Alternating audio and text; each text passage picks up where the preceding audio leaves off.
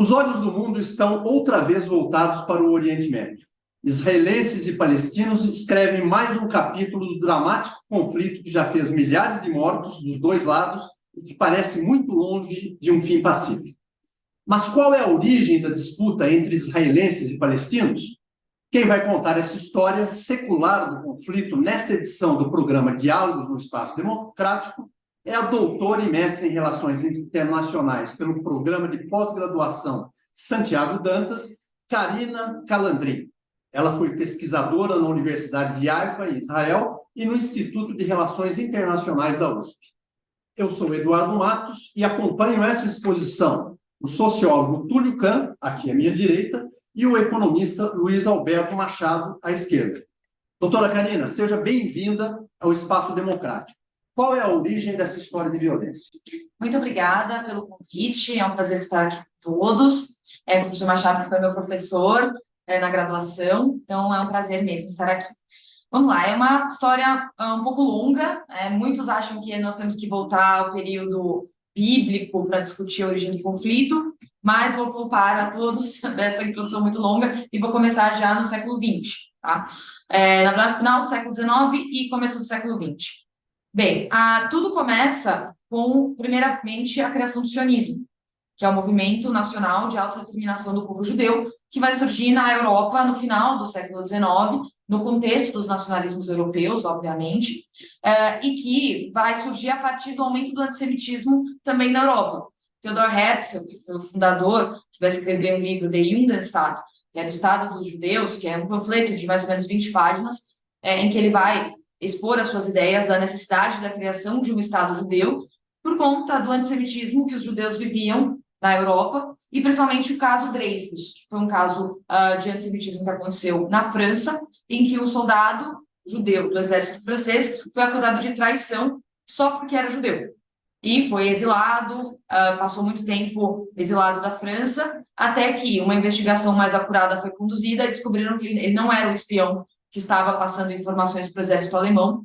Ele foi reintegrado à sociedade francesa, mas o caso já tinha ganhado notoriedade, e Theodor Herzl ficou sabendo desse caso e ficou indignado, porque a França se gabava de ser uma sociedade muito inclusiva, muito aberta, inclusive aos judeus.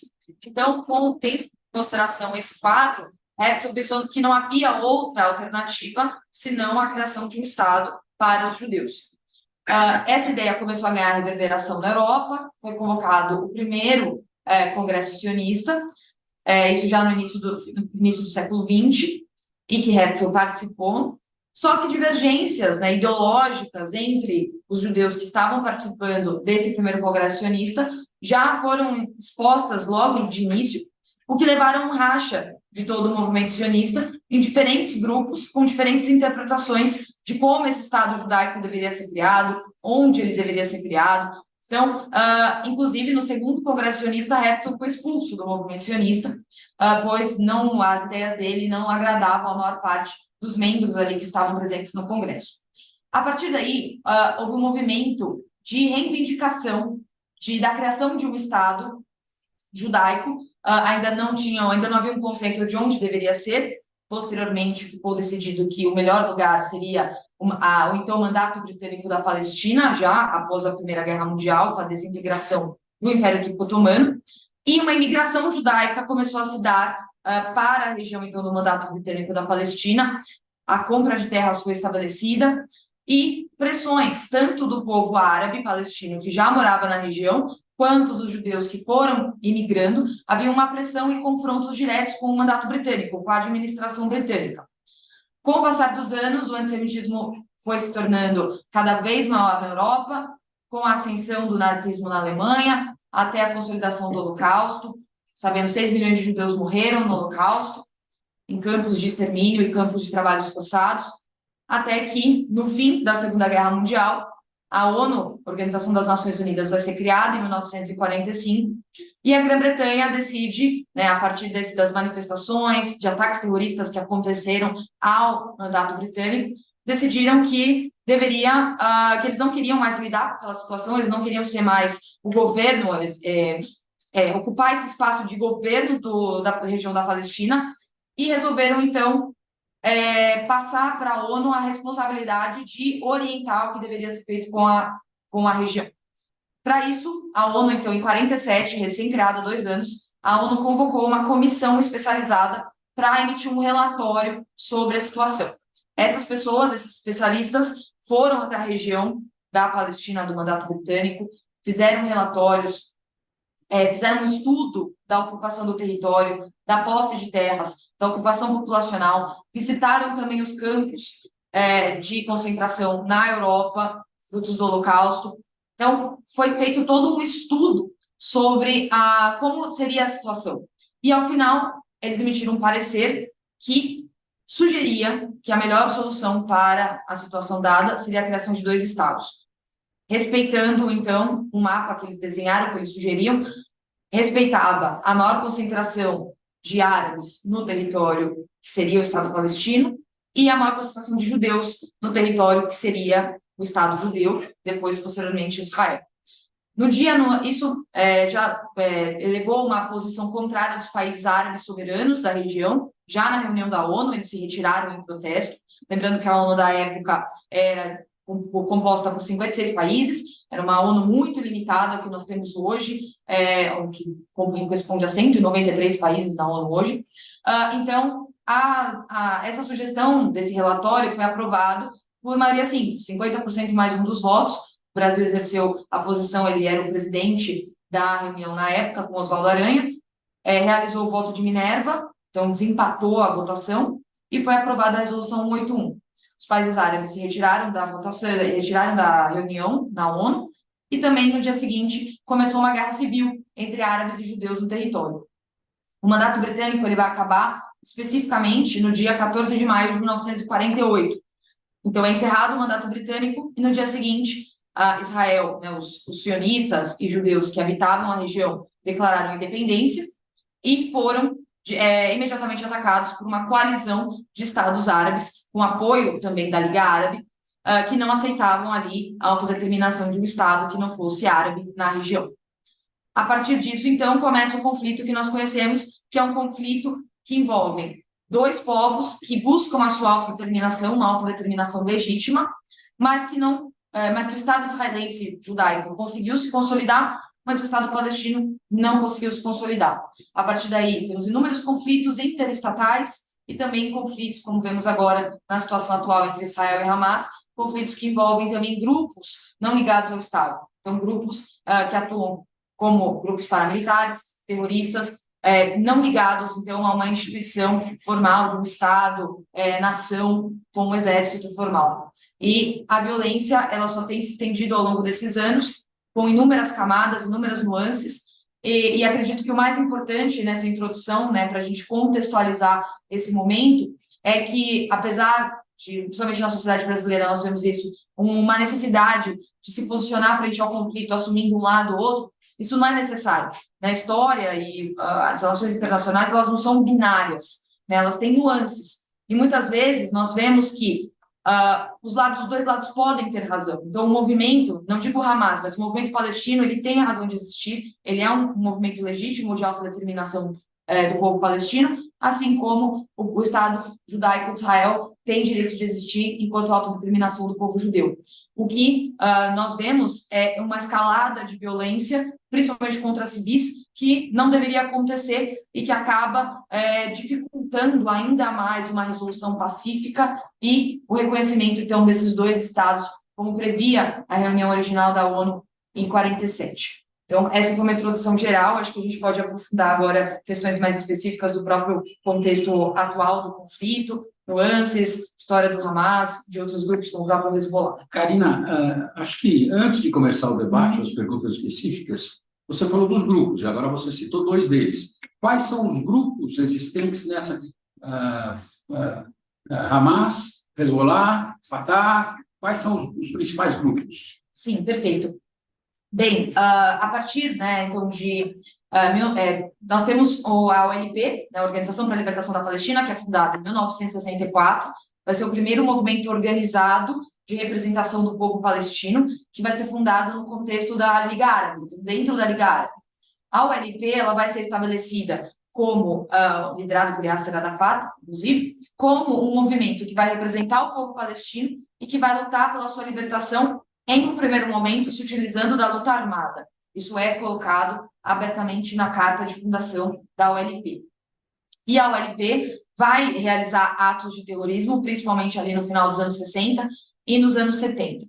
Importante que, em 64, quando a OLP era fundada, ela vai ter como sede Jerusalém, porque Jerusalém, na época, não estava sob comando israelense, estava sob comando jordaniano. Isso a partir da guerra, que eu citei, a primeira guerra árabe-israelense de 48 e 49, em que o território de Israel vai se estabelecer mais ou menos parecido com o que é hoje, com exceção da Cisjordânia, da faixa de Gaza, Jerusalém Oriental e das colinas de Golã. Tá? Esses territórios vão ser posteriormente ocupados por Israel. No caso, então, a Cisjordânia fica junto com Jerusalém Oriental, fica sob posse da Jordânia, enquanto a faixa de Gaza fica sob controle egípcio. Nesse contexto, então, a OLP ela é fundada em Jerusalém, na verdade ela é fundada no Cairo, mas ela tem sede em Jerusalém. Depois da Guerra dos 6 Dias, de 1967, quando Israel conquista Jerusalém Oriental, a OLP foge para o território jordaniano, né, depois, né, ao leste da fronteira do Rio Jordão. Então, a OLP permanece em território jordaniano até 1970, quando o governo jordaniano expulsa também a OLP no episódio chamado Setembro Negro, em setembro de 1970. Com isso, a OLP foge para o Líbano e que se estabelece dentro do Estado libanês.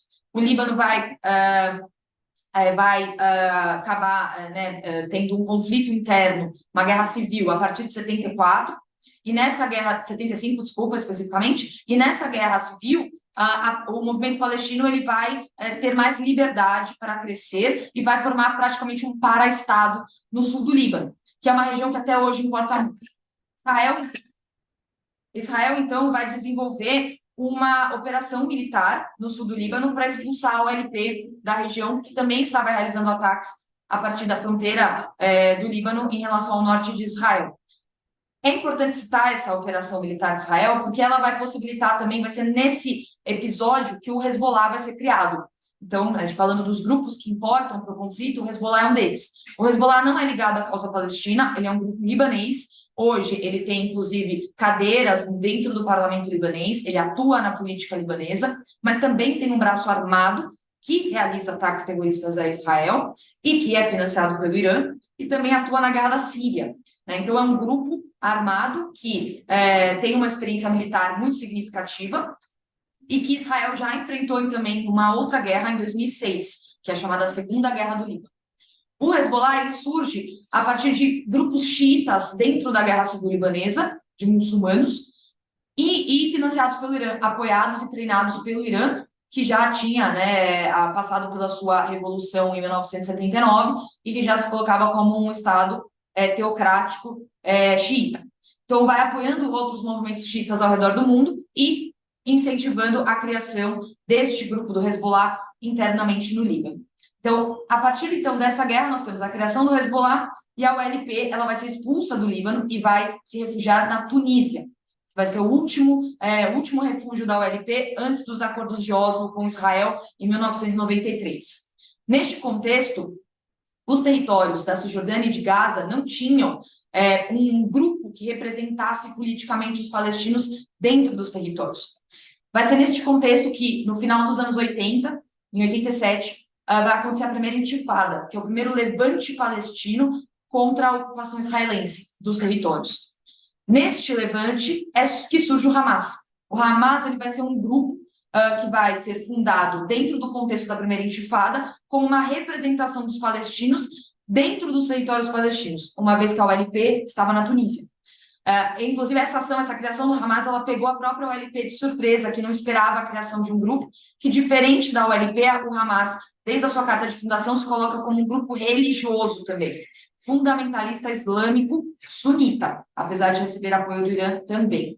A OLP, pelo contrário, sempre teve na sua fundação uma separação clara entre a política e a religião. Então, apesar de ter uma maioria muçulmana, eles entendem que existem palestinos que são cristãos, por exemplo, e que, então, o movimento não poderia ter um caráter religioso. Com isso, o Hamas ele também começa a realizar ataques terroristas a Israel, muito mais violentos, inclusive, que a própria OLP, e a OLP, a partir da primeira intifada, que termina em 93, entende que era necessário começar um diálogo com Israel. Israel, as lideranças políticas israelenses na época, lideradas por Yitzhak Rabin, que foi o primeiro-ministro, entendem mesmo e passam a criar, né, uma negociação com os palestinos, que vai culminar na assinatura dos Acordos de Oslo em 1993. Com as assinaturas dos Acordos de Oslo, é estabelecida a Autoridade Nacional Palestina, em que vai ter sede em Ramallah, na Cisjordânia, e que vai possibilitar que a OLP migre para Ramallah e que se estabeleça enquanto um grupo político, agora não mais violento. Eles eliminam a luta armada da sua carta de fundação e se tornam um grupo essencialmente político de representação dos palestinos dentro dos territórios da Cisjordânia e de Gaza. Só que a Autoridade Nacional Palestina, a ANP, ela também se propõe a ser uma organização democrática no seu princípio. Então, é necessário a disputa de eleições, de formação de um conselho que representa um parlamento da Autoridade Nacional Palestina, e os grupos políticos começam a surgir. O Fatah é um desses grupos políticos. Ele já existia dentro do contexto da OLP, também fundado por Yasser Arafat, e vai se tornar o principal grupo político palestino dentro da Autoridade Nacional Palestina. O Hamas se torna, então, um grupo adversário do Fatah. E dentro dessas disputas internas da Autoridade Nacional Palestina, vai ocorrer, posteriormente, uma cisão entre o Hamas e o Fatah, levando o Hamas a tomar conta da faixa de Gaza em 2007, após as eleições de 2006, em que eles acabam ganhando por uma ligeira maioria do próprio Fatah nas disputas eleitorais de 2006. Isso leva a uma cisão. O Fatah também não reconhece o Hamas naquele momento como um grupo que poderia representar o povo palestino. Então, há uma cisão. Gaza passa a ser controlada pelo Hamas, que é o governo atuante até hoje, enquanto a Cisjordânia continua sob comando da Autoridade Nacional Palestina, liderada pelo Fatah, como acordado a partir dos Acordos de Oslo. Karina, toda guerra, ou quase toda, costuma gerar deslocamento em massa, né, de populações das áreas atingidas, né? Eu mesmo sou descendente de alemães e poloneses que foram, durante a Segunda Guerra Mundial, obrigados a sair de seus países, vieram para o Brasil, se integraram, né? Agora, o que sempre me chamou a atenção, né? Quer dizer, na Guerra de Independência de 48, você tinha, então, nos países árabes, cerca de 800 mil judeus, né? Hoje, acho que não chegam a 7 mil, essa população judaica dos 19 países árabes foi também forçada a sair dos seus países e se integrou, né? Seja em Israel, seja aqui no Brasil, em diversos países do mundo. A Guerra de Independência, as estimativas sugerem que 700 mil palestinos também ou fugiram, né? Os Estados Árabes disseram, não, saem daí que quando a gente ganhar a guerra, vocês vão voltar. Né? Ou foram expulsos realmente à força. Né? Agora, por que essa população, então, palestina deslocada, nunca se integrou, né, em nenhum dos 19 países árabes, ou na Europa, ou no Brasil, onde quer que seja, e foi mantida, né, praticamente em campos de refugiados que existem até hoje no Líbano, na Jordânia? Você vê que o próprio Egito, que tem passagem com Gaza, não libera, né, a entrada de palestinos. Quer dizer, queria que você explicasse para a gente um pouco isso, que eu acho que é uma especificidade, né? Existe na ONU uma divisão específica para cuidar de refugiados palestinos. Isso não existe para refugiados de países de guerra nenhuma no mundo, né? Quer dizer, por que eles continuam nessa situação 75 anos depois da Guerra da Independência? Claro. Uma excelente pergunta. Eu acho que esse ponto muitas vezes não aparece no debate público no Brasil, e muito interessante, porque, começando pela ONU, e aí eu vou citar também um livro que foi lançado, se não me engano, em 2021, em português aqui no Brasil, de um jornalista israelense e de uma política, né, israelense, que também foi membro da Knesset, chamado A Guerra do Retorno. Esse é um livro interessante que aborda, apesar de eu ter algumas críticas a esse livro também, mas ele aborda uma situação muito interessante, que é essa atuação da ONU. A ONU, ela criou uma organização separada que lida com os refugiados palestinos. E ela tem uma interpretação sobre quem são os refugiados palestinos diferente do que a outra organização da ONU, que cuida dos refugiados em geral do resto do mundo, que é o Acnur, né, o Alto Comissariado das Nações Unidas para Refugiados, entende. E aí eu vou citar um exemplo. Né, nós temos refugiados de várias regiões do mundo, infelizmente, então temos sírios, temos ucranianos, agora com a guerra da Ucrânia, venezuelanos, por exemplo, que muitos vêm ao Brasil, Colômbia, Peru. Quando o venezuelano, vou dar o exemplo do Brasil, quando o venezuelano vem para o Brasil como refugiado e se estabelece no Brasil, e porventura estabelece família no Brasil e tem um filho no Brasil, este filho dele é brasileiro, né? Nasceu no solo brasileiro, é um cidadão brasileiro, vai ter todos os direitos de um brasileiro e não é considerado refugiado, obviamente. Né? Seria refugiado só se viesse a fugir do Brasil posteriormente por razões políticas, de guerra, etc. No caso dos palestinos, a ONU interpreta que não.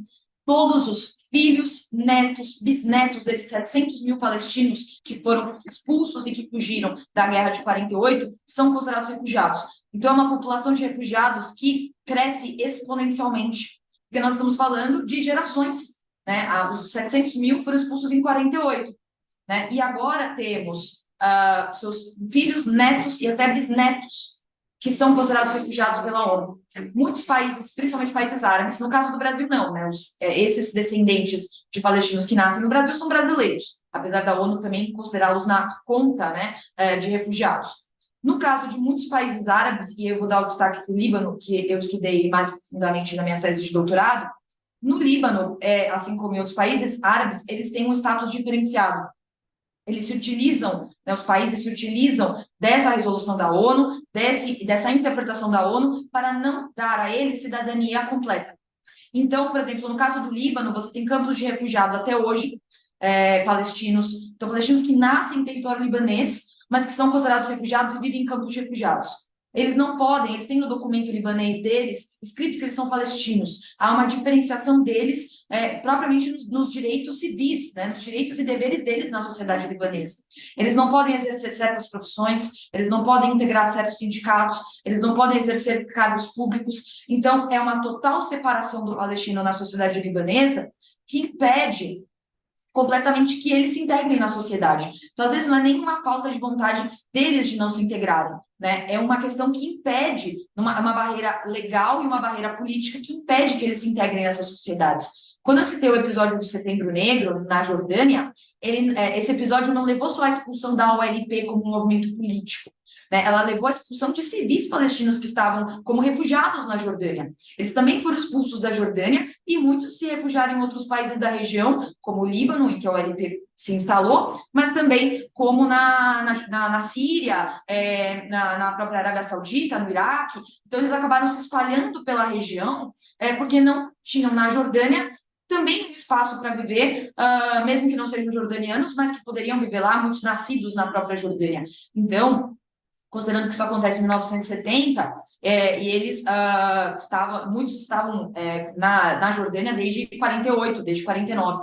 Então, já tinham gerações que haviam nascido na Jordânia, mas que não eram também considerados membros completos da sociedade jordaniana e cidadãos jordanianos. Isso é algo que tem que se levar em consideração e que eu não vejo aparecer muito no debate público, né? A população palestina, isso não é integrada totalmente aos seus estados por razão, né, dos estados árabes principalmente, por razão desses estados árabes e também pela própria interpretação que a ONU deu de quem são os refugiados palestinos, né? Então, por isso que até, inclusive, essa questão dos refugiados é um ponto de impasse para a paz. Desde os acordos de Oslo, esse ponto não foi colocado dentro do escopo dos acordos de Oslo, porque é algo que não chegava a um consenso, que é o retorno dos refugiados. Muitos refugiados, né, que hoje em dia, né, não são mais os originais de 48, mas são seus descendentes, exigem a possibilidade de um retorno para seus lugares de origem. Só que muitas dessas cidades em que eles viviam até 48 não estão na Cisjordânia ou na faixa de Gaza, estão dentro de Israel. Então, eles pedem um retorno para o Estado de Israel, o que Israel não aceita, né, por conta até próprio de um balanço demográfico que isso causaria. Israel já cedeu nos acordos de Camp David em 2000 o retorno dos refugiados, que ainda estão vivos, obviamente, de 48. Então, esses refugiados de 48 poderiam retornar, né? Mas a exigência na época da representação palestina é que na verdade, todos os que são considerados refugiados pela ONU e quisessem voltar, poderiam voltar. E isso Israel não aceita. Então, apresenta mais um ponto de impasse nesse quadro e que prejudica, obviamente, a vida dos civis palestinos. E aí, com isso, eu quero citar uma outra obra, um filme muito interessante, um filme libanês, que se chama O Insulto. Ele é um filme recente também, se não me engano, é de 2019 ou 2018. Está disponível? Se eu não me engano, está no Amazon Prime Video, dá para assistir. Ele foi lançado, tem legenda em português, foi lançado no cinema, no Brasil, inclusive, e é um filme libanês, concorreu ao Oscar, se eu não me engano, no ano seguinte do seu lançamento, e é um filme muito interessante, porque ele mostra na sociedade libanesa, esse ressentimento que existe entre os libaneses e os palestinos. Né? Então, mostra uma situação entre um libanês e um palestino, que acabam se insultando, né, por isso que chamam insulto, e essa batalha é levada para um tribunal. E mostra, né, esse conflito é um exemplo desse racha e desses ressentimentos que existem na sociedade libanesa entre libaneses e palestinos. Karina, voltando lá, 1948, a questão histórica, né, me parece que a comunidade internacional não conduziu bem a saída dos ingleses daquela região, né? Você poderia detalhar um pouquinho de como os britânicos saíram daquela área da Palestina, né? Na época, e o que poderia ter sido feito para isso se dar de uma maneira menos conflituosa?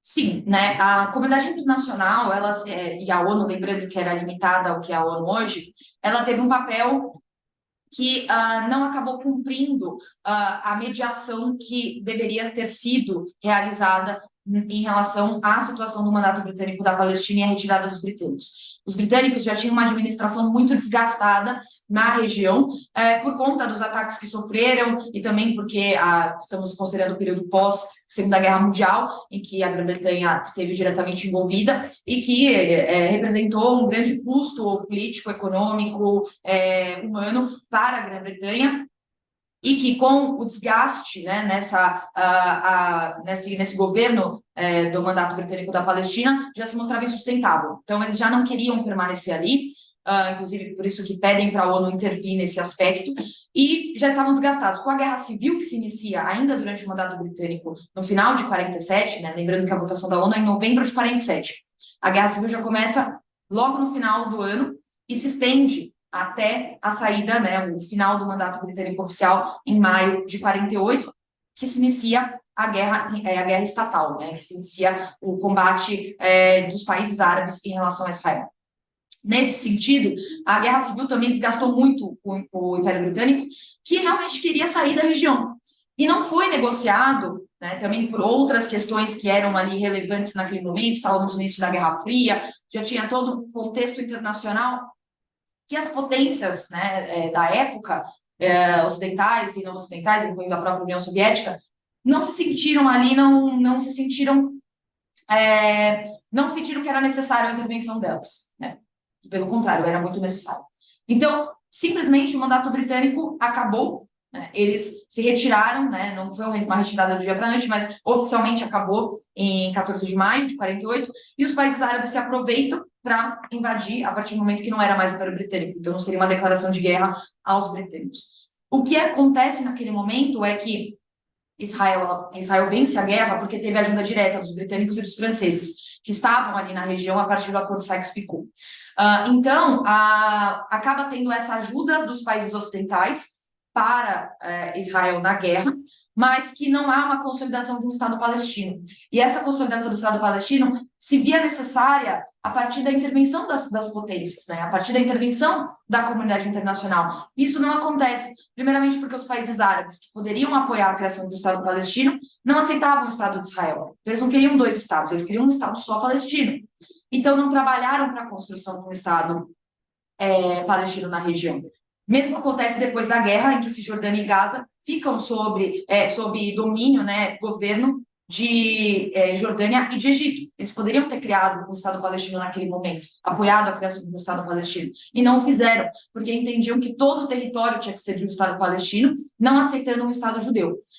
Esse é um ponto que, com certeza, a comunidade internacional deveria ter se posicionado e atuado de uma maneira melhor, mas não fez, né? Acredito que por diversas razões, o próprio contexto do fim da Segunda Guerra Mundial tenha propiciado isso, mas é uma situação que realmente demonstra o erro que foi cometido lá atrás, perdurando o conflito até hoje. Eu queria fazer duas observações. A primeira é que, de certa forma, dá para estabelecer um paralelo e encaixar nesse contexto de fim de Segunda Guerra e entre a questão do Israel e da Palestina e da Índia e do Paquistão. O Império Britânico, em fase de descolonização, não conseguiu conduzir em nenhum dos dois casos a uma situação satisfatória. E nos dois casos nós temos ainda repercussão até o dia de hoje, até os dias de hoje. Segunda observação, eu não tenho que sempre me interessou, eu sou parente distante do Oswaldo Aranha. Então eu sempre acompanhei isso. Aí você sabe que quando eu estava na direção da escola, da FAP, eu organizei três excursões para lá, para o Caminho de Abraão, e fiz parte de uma delas, embora o William Vac fosse o coordenador, eu fui com minha esposa participando. E eu tive uma sensação, queria que você dissesse se essa sensação é correta ou não, porque sempre me incomodou o fato de Israel, tão pequeno, cercado de tantos países árabes inimigos, prevalecer, sobreviver com tanta tranquilidade, e os palestinos, que teoricamente deveriam ter o apoio de todos esses países árabes, jamais conseguiu evoluir, sair dessa situação que você falou, que permanece incerta até hoje. A sensação que eu tenho é que os países árabes tratam os palestinos como os primos pobres, os chatos, e nunca deram um apoio decisivo aos palestinos. Eu estou errado nessa sensação? Não, eu compartilho, né, dessa percepção, exatamente porque tiveram oportunidades que os países árabes poderiam ter conduzido, né, a criação de um Estado palestino e não o fizeram. A minha interpretação, principalmente nos primeiros anos, como a gente tem falado, né, a partir de 48 e com as guerras posteriores, em 56, em 67, em 73, o interesse ali não era ajudar os palestinos, o interesse não era criar um Estado palestino, o interesse era exterminar Israel, né, era acabar com Israel, porque a percepção que eles tinham é que Israel era que é um discurso que existe até hoje, que Israel seria uma potência ocupante, que seriam ocidentais ocupando um espaço que já tinha sido ocupado pelos britânicos, então eram outros europeus ocupando um espaço que não era deles de direito. Então, essa interpretação acabou prejudicando muitos palestinos que poderiam ter tido um Estado criado, novamente, reitero, né, quase 20 anos de dominação jordaniana e egípcia nos territórios que hoje estamos falando, Gaza e Cisjordânia, e que poderia ter sido criado esse Estado antes mesmo da ocupação israelense, antes mesmo dos assentamentos, que é hoje um problema muito grave, poderia ter sido criado esse Estado e resolvido esse problema, porque... Novamente, tem uma frase muito famosa de Ben-Gurion, né, que obviamente tiveram judeus, sionistas, que não ficaram satisfeitos com a divisão do território. Queriam todo o território também. Existem israelenses que até hoje querem todo o território. Só que tem uma frase de Ben-Gurion muito importante que ele diz: entre a terra de Israel e o Estado de Israel, ficamos com o Estado de Israel. Então era melhor alguma coisa do que nada. Essa era uma interpretação que eles tinham, obviamente também fruto da toda a devastação que foi o Holocausto. Então era melhor aceitar alguma coisa, ter a soberania sobre algum território, do que nenhum. E não foi a interpretação que os Estados árabes tiveram e que os palestinos tiveram até os acordos de Oslo também. E que hoje o Hamas tem a mesma interpretação. O Hamas, ele não quer o Estado palestino, ele quer a destruição de Israel também, né? Ele não quer 2 estados para 2 povos, né? E isso prejudica o conflito, porque quando você tem um lado que não se coloca para negociar hipótese alguma, não há solução possível, né? E é por isso que é tão importante as negociações que Israel tem feito recentemente. É curioso que no dia que começou a guerra atual, no dia 7 de outubro, estava muito próxima a assinatura de um acordo entre Israel e a Arábia Saudita.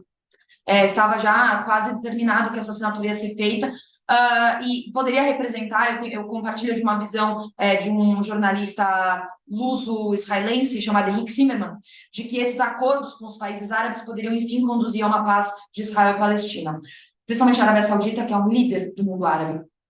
E agora vemos que a ação do Hamas fez com que os acordos não fossem assinados.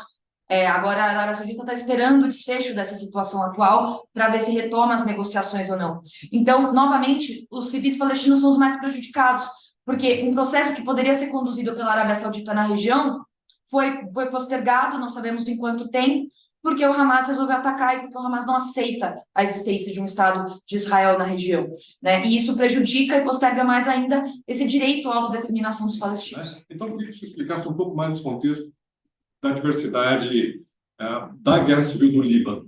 Perfeito. A Guerra Civil Libanesa, então, né, a gente já tem um primeiro conflito civil no Líbano, pouco após a sua independência, ainda na década de 50. Esse conflito consegue ser levado ao cessar-fogo e estabelece um sistema de governo que tenta mediar essa situação étnica e religiosa dentro do Líbano, estabelecendo o que é chamado de uma democracia étnica. Nesse contexto de democracia étnica, ficou estabelecido, né, que o parlamento seria dividido, teria cotas específicas para os grupos religiosos, então, considerando os cristãos e os muçulmanos, e que sempre, enquanto o primeiro-ministro fosse cristão, o presidente seria muçulmano e vice-versa. Então, eles tentaram estabelecer esse sistema para respeitar a diversidade e criar um apaziguamento das relações. O problema é que a população muçulmana acabou crescendo mais do que a população cristã, e o sistema permaneceu o mesmo de cotas dentro do parlamento. Isso levou a uma superrepresentação dos cristãos, em contraposição a uma subrepresentação dos muçulmanos. Isso levou a um completo desagrado dos muçulmanos, o que foi elevando as tensões até que em 75 começa a Segunda Guerra Civil. Essa Segunda Guerra Civil, ela vai contar, então, com grupos muçulmanos contra grupos cristãos, principalmente o grupo chamado Falange. O grupo Falange, dentro dos grupos cristãos, tinha um caráter diferenciado, porque eles não eram só cristãos, eles se entendiam como não árabes, eles se entendiam como fenícios, descendentes dos fenícios, o que traz também para a ótica do conflito um caráter de preconceito étnico e até mesmo de racismo em relação aos árabes. Então, eles se consideravam, por serem fenícios, se consideravam superior aos árabes, como uma nação fenícia mais civilizada, mais desenvolvida. Eles se utilizavam muito do francês, fruto da colonização francesa na região a partir do Acordo de Sykes-Picot, e toda essa situação faz com que as tensões se elevem e a guerra civil se consolide. A partir do contexto da Guerra Civil, você tinha a OLP atuando, que no primeiro momento não se envolveu na Guerra Civil. A OLP se aproveitou da Guerra Civil para desenvolver melhor a sua operação, né? Como eu citei, eles criam praticamente um para-estado dentro do Líbano, e atacando Israel. Israel se envolve na guerra, e um dos motivos que leva, inclusive, né, eu acabei de publicar o meu livro sobre essa guerra do Líbano, e que tipo, eu digo no livro que é considerado, não só pela minha opinião, mas de especialistas, que seria o Vietnã israelense, porque Israel expandiu o seu viés de operação para além da expulsão da OLP. A Operação Paz para Galileia, ela já tinha sido determinada para durar 72 horas, ser uma operação pontual para expulsar a OLP do Líbano e acabar com a ameaça terrorista que se colocava. Só que a operação ela expandiu seus objetivos e Israel resolveu se envolver na Guerra Civil Libanesa. Isso por uma percepção de que se os maronitas vencessem a guerra, né, os cristãos libaneses vencessem a guerra, o Líbano seria um aliado de Israel ali no Oriente Médio, né, se tornando um país que faria um acordo de paz com Israel e que se estabeleceria como um aliado de Israel na região. Essa interpretação, inclusive, ela é uma interpretação conduzida de forma incorreta, porque durante a minha tese de doutorado eu pude analisar documentos e relatórios do próprio Mossad, que tinha infiltrados dentro do Líbano, inclusive nas comunidades maronitas, e de que os maronitas eles tinham a consciência de que se eles ganhassem a guerra, eles não iam governar só para os maronitas, eles iam governar também para os muçulmanos. Então, a concepção do Estado libanês não seria de um Estado cristão, que poderia se relacionar com Israel. Seria um Estado liderado por cristãos, mas de maioria muçulmana. Então, eles queriam um poder político ali na região. E isso não foi considerado pelas análises israelenses. Isso fez com que Israel se envolvesse diretamente na guerra civil, apoiasse os maronitas, inclusive, né, nos 2 massacres de 2 campos de refugiados palestinos na periferia de Beirute, Sabra e Shatila, que Israel não perpetrou o ataque, foram os maronitas, mas que Israel cercou Beirute e permitiu que os maronitas adentrassem o território. Então, o Israel sabia, isso levou a uma comissão de inquérito em Israel, o ministro Ariel Sharon, na época, foi condenado por ter permitido exatamente essa possibilidade do massacre. Então, elevou a situação a um nível muito mais grave. Né? Então, essa relação no Líbano, e é por isso que nós temos muitos refugiados provenientes da Guerra Civil, então, muitos dos libaneses que imigraram para o Brasil fugiram da guerra, né, exatamente dessa guerra civil. Então, é uma situação que prejudicou a relação até mesmo de Israel na própria relação com o Líbano. Hoje existe também um ressentimento muito grande do Líbano com Israel por essa operação e também pela operação de 2006, que foi contra o Hezbollah. Karina, olhando em retrospecto, você diria que a melhor oportunidade para um processo estável de paz na região tenha sido perdida com os acordos de Oslo? Bem, os acordos de Oslo, eles não atingiram o seu objetivo e não conseguiram consolidar a paz, eu digo por dois motivos, né? E existe, eu não gosto de usar o termo, não, mas existe responsabilidade palestina e existe responsabilidade israelense. Nós temos que lembrar que 2 anos após a assinatura dos acordos de Oslo, o primeiro-ministro Yitzhak Rabin, que foi prêmio Nobel da Paz pelos acordos de Oslo, junto com Yasser Arafat e Shimon Peres, ele foi assassinado. Ele foi assassinado a tiros, depois de um comício pela paz, era um comício pela paz em Tel Aviv. Ele foi assassinado por um israelense judeu, extremista, que não aceitava os acordos de Oslo. Isso possibilitou que grupos que eram contrários aos acordos de Oslo chegassem ao poder. E esses grupos eram liderados pelo primeiro-ministro atual, Benjamin Netanyahu, que assumiu o ministério pela primeira vez em 96, né? O ministério não, o governo em 96. O primeiro governo dele foi de 96 a 99. E que, na visão dele, os acordos não tinham sido favoráveis a Israel. Então, eles não deveriam seguir com os acordos, porque os acordos, eles eram, em 93, eles já foram pensados para serem provisórios. A cada 5 anos, as partes iam se reencontrar e avançar com os acordos, abordando questões que não tinham sido colocadas em primeiro lugar, como a questão dos refugiados, que eu citei, como a questão da divisão de Jerusalém e como os assentamentos judaicos nos territórios da Palestina.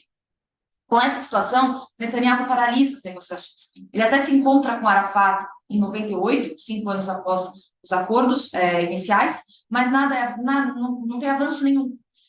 E quando ele retorna, né, depois tem 2 tentativas fracassadas de acordo por parte dos palestinos, uma em 2000, que foram os acordos, a cúpula de Camp David, e depois com Ehud Barak, e depois em 2008 com Ehud Olmert, em que Israel, neste momento, cede bastante, inclusive a própria divisão de Jerusalém, e que Arafat não aceita em 2000.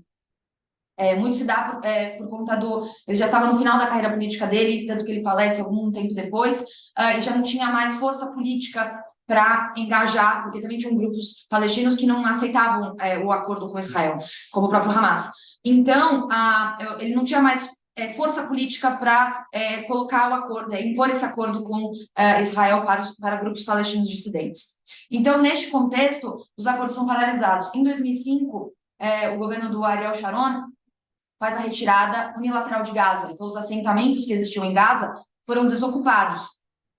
Isso é muito criticado, tanto pela esquerda quanto pela direita em Israel. Pela esquerda, porque esses acordos não foram negociados com os palestinos. Não teve nenhum tipo de negociação, de conversa diplomática com a Autoridade Nacional Palestina para essa retirada.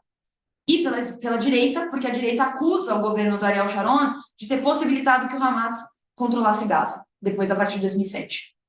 Então, essa situação acabou impedindo qualquer tipo de acordo de paz. Em 2008, quando tem a tentativa do Ehud Olmert, vai ser o primeiro conflito do Hamas com Israel. Vai ser a primeira guerra em Gaza contra o Hamas e Israel, que acaba impedindo também a assinatura de um acordo de paz naquele momento.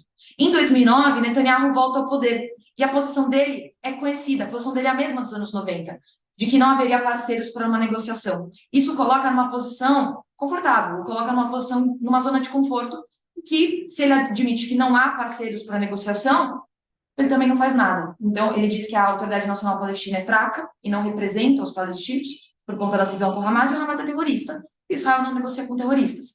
Isso dificulta ainda mais o processo de paz. Então, por isso que é muito dito, e eu concordo com essa análise, não é que o Israel financiou o Hamas, não é isso. Israel, por enfraquecer a Autoridade Nacional Palestina, deslegitimando a Autoridade Nacional Palestina como o único representante legítimo do povo palestino, como acordado em Oslo, fortaleceu o Hamas neste processo. Então, isso dificultou. Então, ali há um compartilhamento de responsabilidades pela situação que temos hoje, né? Porque não houve negociação por parte dos israelenses, os assentamentos só aumentaram na Cisjordânia, o Hamas efetua cada vez mais ataques terroristas, considerando esse último do dia 7 o pior da história, e dificulta qualquer tipo de negociação, porque afasta as pessoas, cria essa barreira, que é uma barreira também psicológica dentro do conflito. Doutora Karina, nós do Espaço Democrático agradecemos muito a sua aula sobre esse conflito e deixamos o espaço aberto para um último recado seu. Quero agradecer muito esse espaço, dizer que, na minha opinião, ainda a única solução possível para o conflito Israel-Palestina são 2 estados para 2 povos, porque nenhuma resolução de Estado único, né, mesmo que todos os cidadãos, por exemplo, como os cidadãos hoje árabes em Israel, que tenham cidadania, nenhuma resolução em que, mesmo que seja um Estado democrático, que todos tenham cidadania e direitos garantidos, isso não apaga o sentimento de busca por autodeterminação, tanto dos judeus quanto dos palestinos. E esse sentimento, esse movimento, ele é legítimo, né? Sendo pacífico, obviamente, ele é legítimo e ele tem que ser reconhecido. Então, eu não vejo hoje uma solução para o conflito que não sejam 2 estados vivendo lado ao lado e, obviamente, em paz. Obrigado ao Machado, ao Túlio e a você que nos assistiu até agora. Até a próxima.